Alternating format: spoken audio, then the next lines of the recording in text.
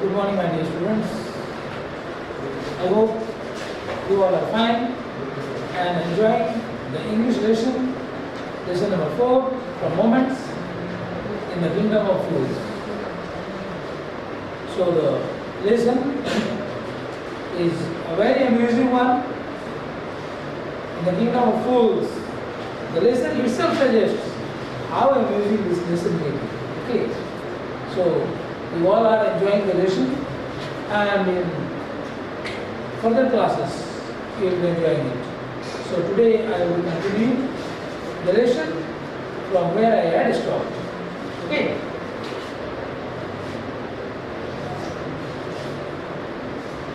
So before I explain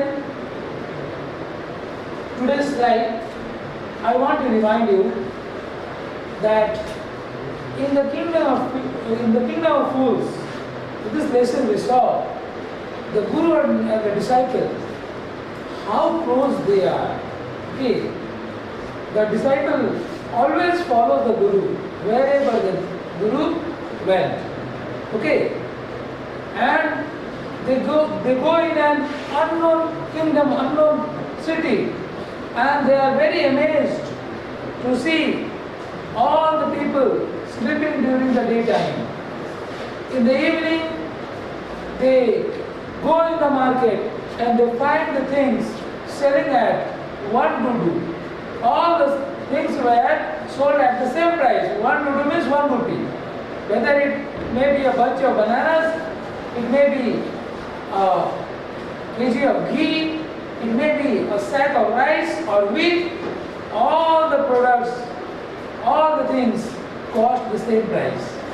So basically the disciple is very amazed and very happy to see the things over there sold at a cheaper rate.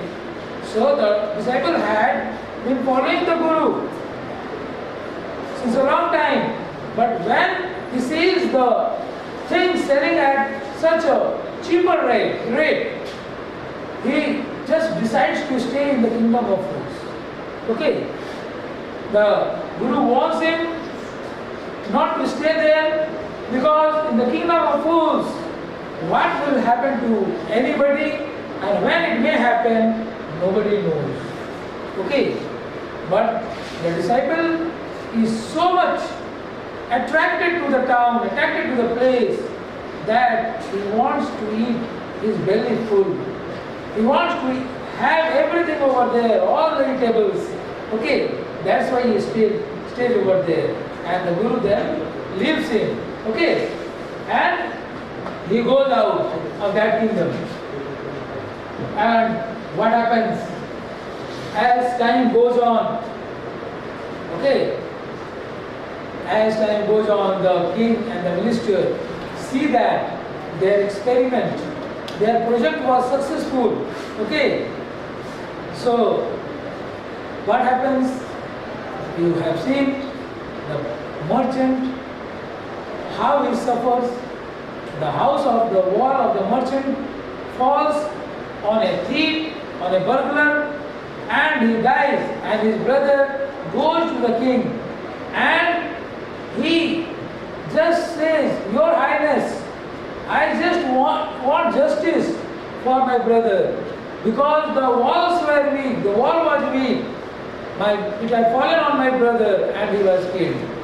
When he was doing his ancient trade, what was that trade? Trade of robbery. So the king was surprised, he was amazed to hear all this, and he said, "Justice will be done." And the king never thought that he was stealing, he was a thief. And when he was doing his job, the wall fell down and he died. Okay? So the king thought of giving justice to the person who had looted, to his family. He wanted justice to the family. He wanted to compensate the loss of the family. And so the merchant was caught. He was called by the king. Okay? And thereafter so many persons were called. Okay? So let's see what happens next. Before the the king could order the execution. The poor bricklayer. So the poor bricklayer was called because the merchant, he blamed the bricklayer that the bricklayer built the wall weaker, in a weak position, and that's why during his father's time the wall had been made and it had fallen on the burglar. Okay, so the bricklayer, I mean the mason, Rajmistri, he was called and he pleaded, he prayed. Pleaded means prayed, he begged. उसने दया की भीख मांगी राजा से, bricklayer ने, please listen to me before you give your orders. तो राजा से याचना किया, तो ब्रिकलेयर ने प्रार्थना किया हाथ जोड़कर कि महाराज मेरी बातों को भी ध्यान दे, अपना सजा, मौत की सजा सुनाने से पहले, execution means the order of death, okay, the punishment of death, ये डेथ पनिशमेंट सुनाने से पहले मेरी बात के ऊपर भी ध्यान दिया जाए, मेरे ऊपर भी ध्यान दिया जाए। मैं क्या कहने जा रहा हूँ, मैं आपसे अपने प्राण की भीख मांगता हूँ और मैं आपसे कुछ कहना चाहता हूँ, अपना आदेश सुना है, उससे पहले मैं आपसे कुछ कहना चाहता हूँ। It's true, I built this wall and it was no good.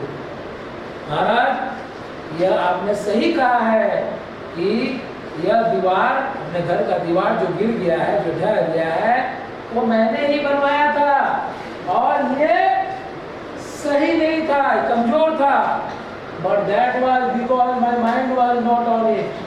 और ये कैसे हो गया? क्योंकि मेरा ध्यान यहाँ नहीं था। ब्रिकलेयर बता रहा है, ब्रिकलेयर कह रहा है कि सही बात है महाराज, मेरे हाथों द्वारा ये बना है, मेरा कलाकारी द्वारा बना है, लेकिन यह भी सही है कि मेरा उस समय ध्यान उस दीवार बनाने की तरफ नहीं था, मेरा ध्यान कहीं और डिस्ट्रैक्ट हो गया था। My mind was distracted to something else. Okay, that's why I couldn't build the wall in a better way. Who said? The bricklayer. Okay, bricklayer ये सारा चीज बता रहा है, ठीक है, कि ये जो दीवार बनाया हूँ ये अच्छा नहीं बनाया हूँ और मजबूत नहीं बनाया हूँ। तो इसमें सबसे पहले कौन लपटाया? सबसे पहले मर्चेंट लपटाया और मर्चेंट से ब्रिकलेयर बढ़ गया।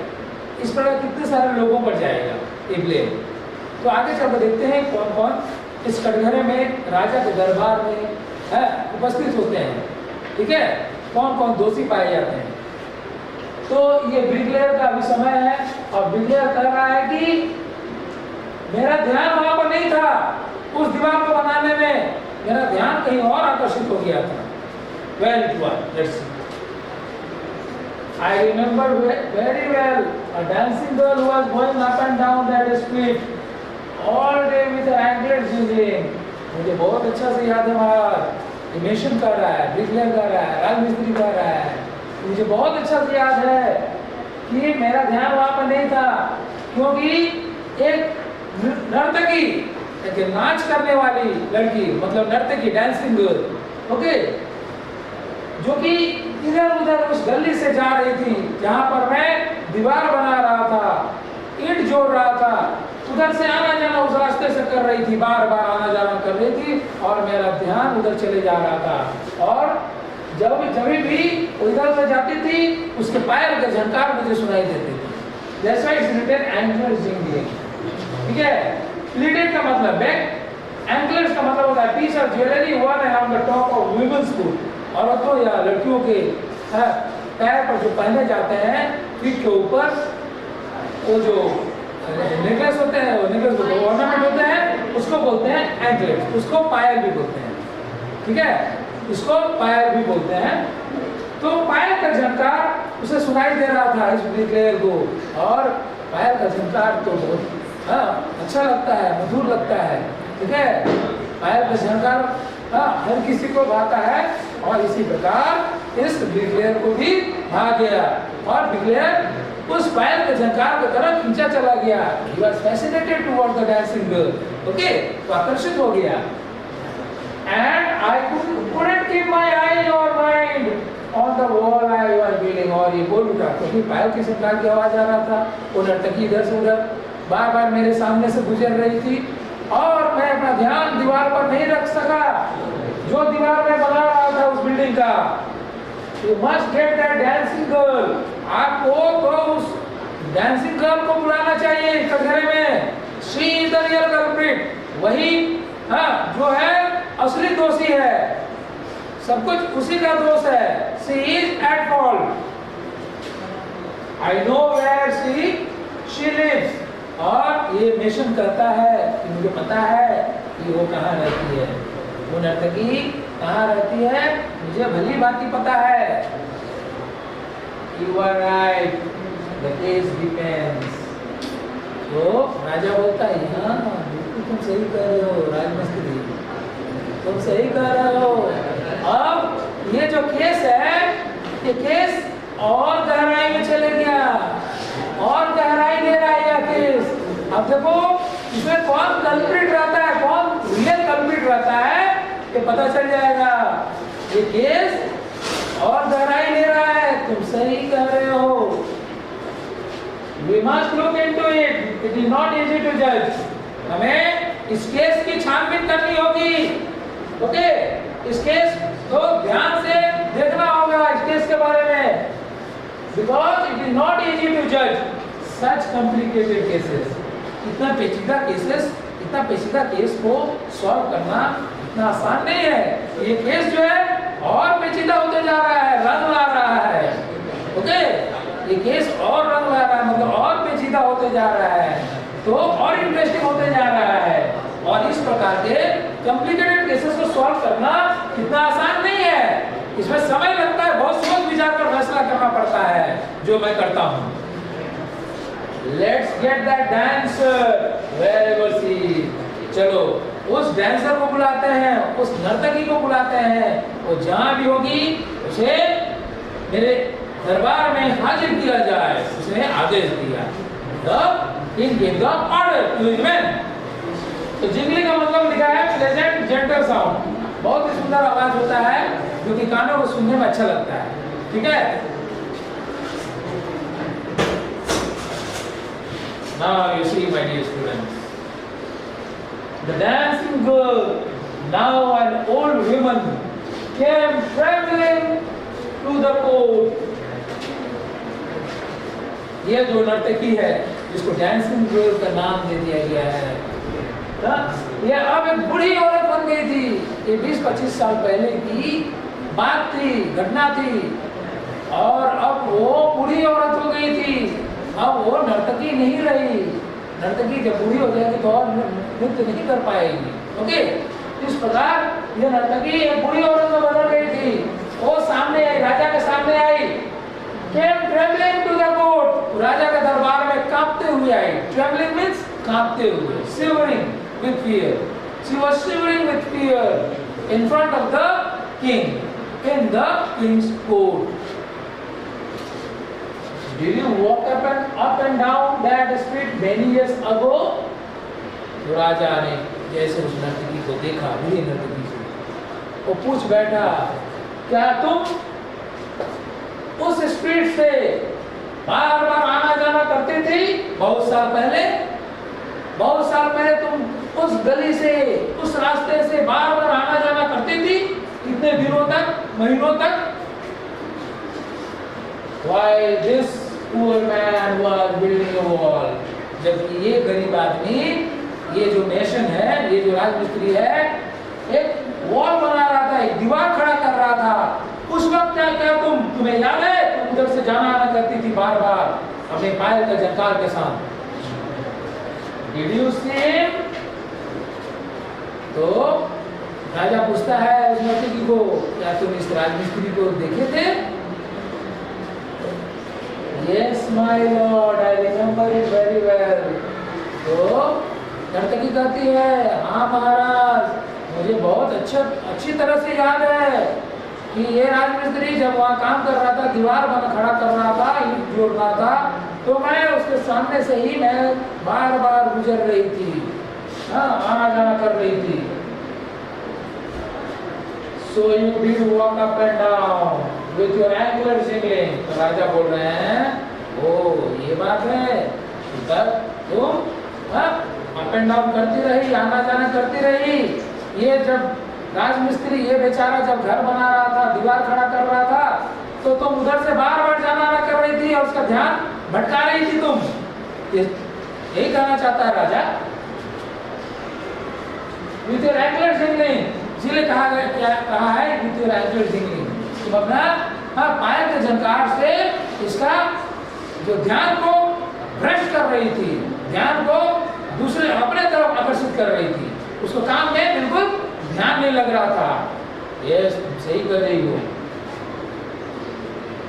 You were young and you distracted him, तुम उस वक्त जवान थी और तुम उसके ध्यान को कहीं और आकर्षित कर दिया।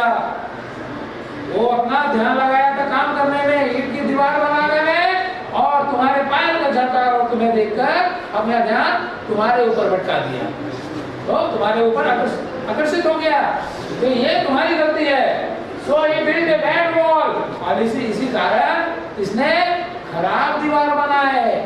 इस मैसन ने, इस बेचारा गरीब राजमिस्त्री ने दीवार मजबूती से नहीं बना पाया, क्योंकि तुम उसे डिस्ट्रैक्ट की अपने तरफ, तुम उसको डिस्टर्ब की।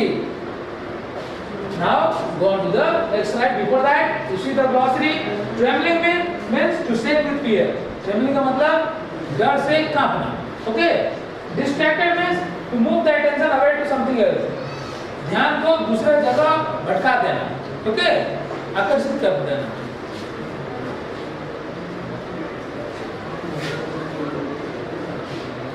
Yes.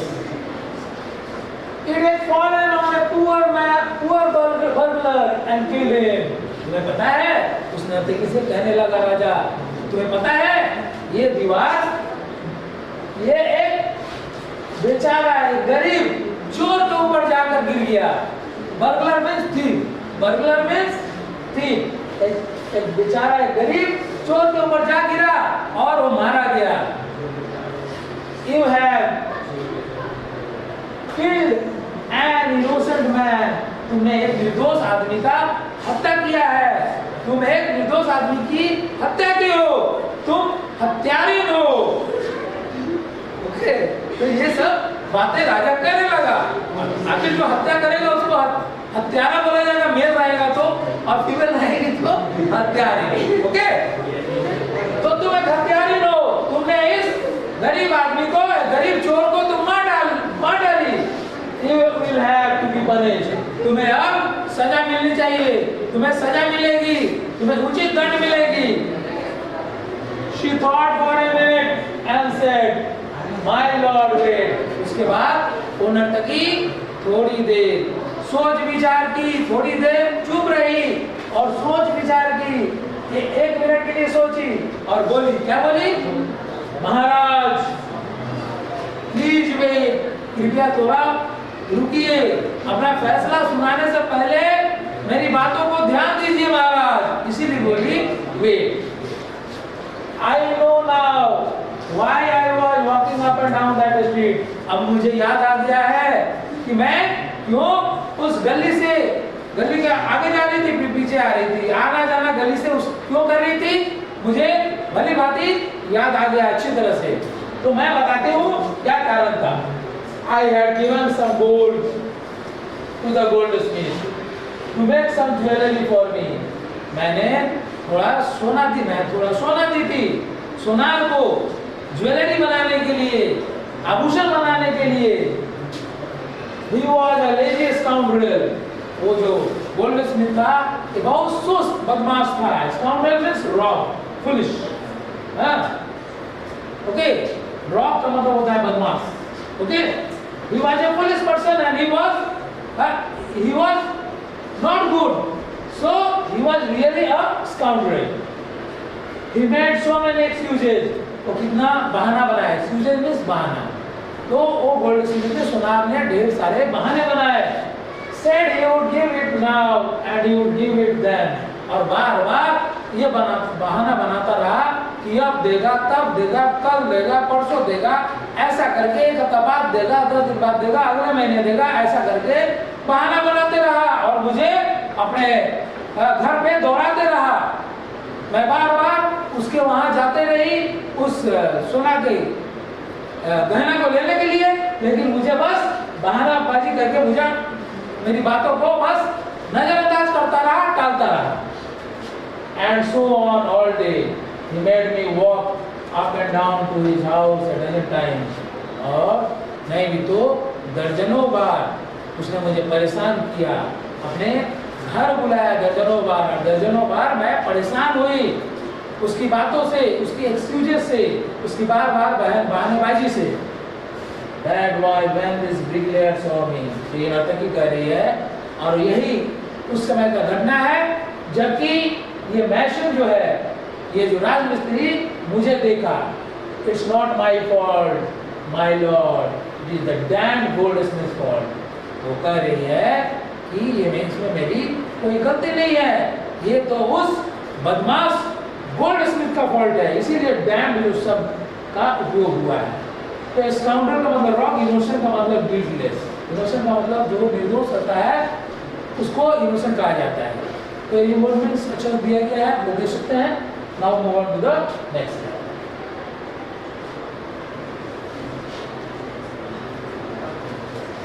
Poor thing, she is absolutely right, thought the king, weighing the evidence.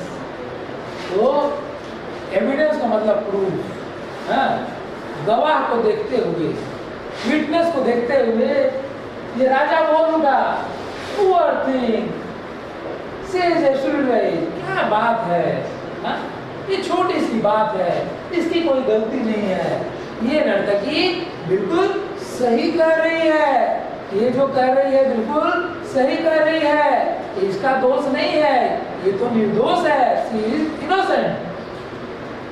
और सारे एविडेंस को मापते हुए, तौलते हुए ये बात को राजा ने कही। We have got the real culprit at last. अंत में जो सही में जो दोषी है वो मिल गया है। कल्प्रिट में दोषी, ओके, कल्प्रिट में कन्विक्ट। कन्विक्ट का मतलब होता है दोषी, दोष करने वाला व्यक्ति, गलती करने वाला व्यक्ति, रॉन्ग डूअर, ठीक है। अंत में हम लोगों ने रियल कल्प्रिट को पकड़ लिया, असली चोर को, असली गुनहगार को पकड़ लिया है। Get the goldsmith wherever he is hiding. उस गोल्डस्मिथ को बुलाओ मेरे दरबार में, वो जहां भी छिपा होगा उसे पकड़ कर लाओ अपने लोगों से। उसने कहा, At once the king's bailiff searched for the goldsmith. और अचानक तुरंत राजा के जो लॉ ऑफिसर्स थे, कानून के अधिकारी थे, बेलिफ्स का मतलब होता है लॉ ऑफिसर्स, सिंपली बेलिफ्स का मतलब होता है लॉ ऑफिसर। बहुत सुंदर सुंदर वर्ड्स दिए गए हैं, आप लोग लिख सकते हैं। तो राजा के जो लॉ ऑफिसर्स जो है, जो कानून के अधिकारी सब हैं, वो गोल्डस्मिथ को खोजना शुरू कर दिए, सोनार को खोजना शुरू कर दिए। Who was hiding in a corner of his shop? और वो सुनार यही सुनार है, यही वो सुनार है। और ये कहाँ छिपा हुआ था? अपने दुकान के एक कॉर्नर में, कोने में छिपा हुआ था ये सुनार, okay. When he heard the accusation against him, जब उसने सुना कि ये चार्ज उस पे लगाया गया है, ये दंड उस पे लगाया गया है, तो उसने क्या किया? He had his own story to tell.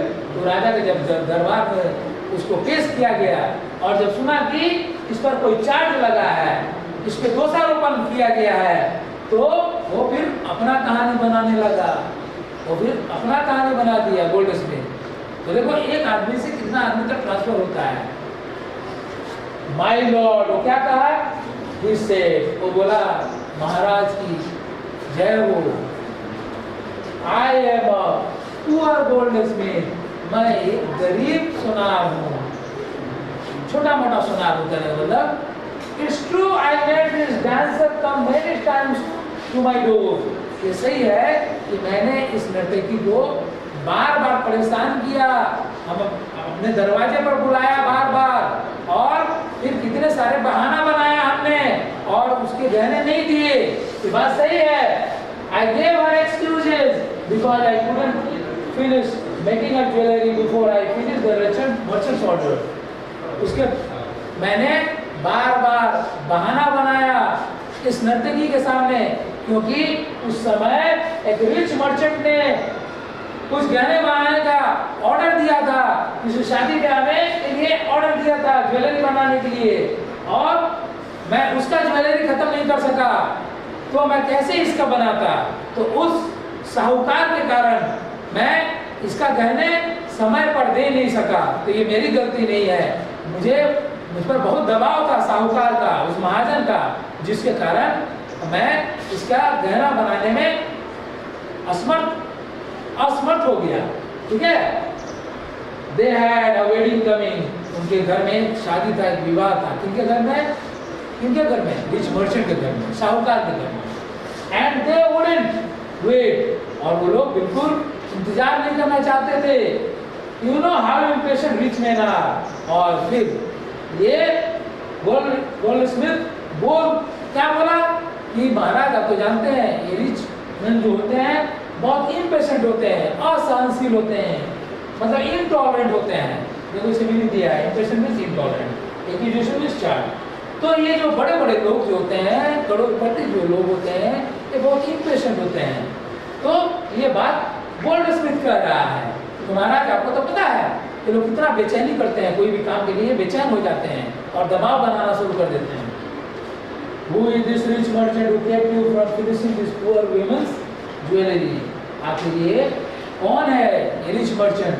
ये पैसे वाले साहूकार, ये धनी साहूकार कौन है जो ये बेचारी गरीब औरत का गहना बनाने से इनकार कर दिया और बार बार दोहराता रहा।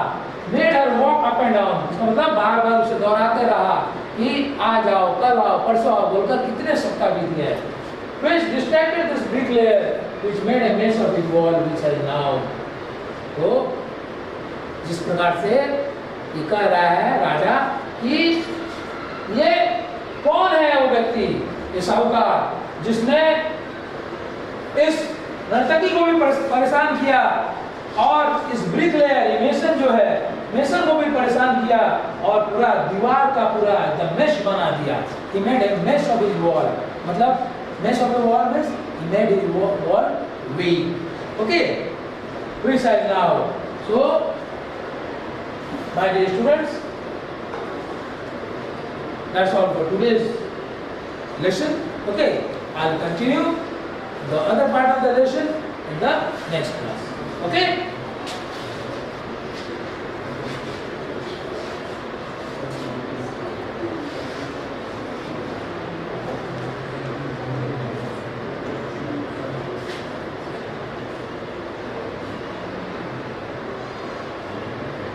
Now come to the doubt classes.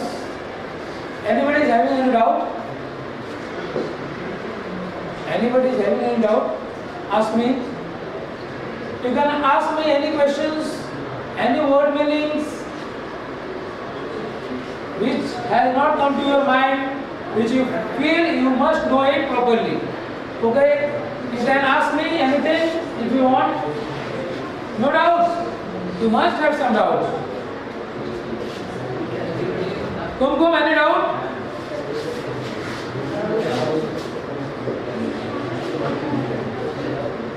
Yes, you, Aditya?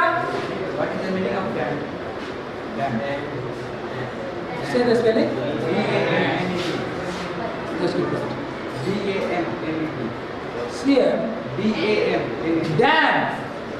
Dam का मतलब होता है कोई बकवास चीज को बोलता है। डैम थी बकवास चीज उसको ही बोलते हैं। ठीक है? रूडली। रूडली का मतलब गुस्सा से, in anger, anguish. Culprit means दोषी। जो दोषी है उसको बोलते हैं कल्प्रिट। जो दोष गलती करने वाला रॉन्ग डूअर को बोला जाता है कल्प्रिट। रग। रग का मतलब बदमाश को बोलते हैं। जो बदमाश होता है उसको बोलते हैं rogue. Okay, those who do naughty acts.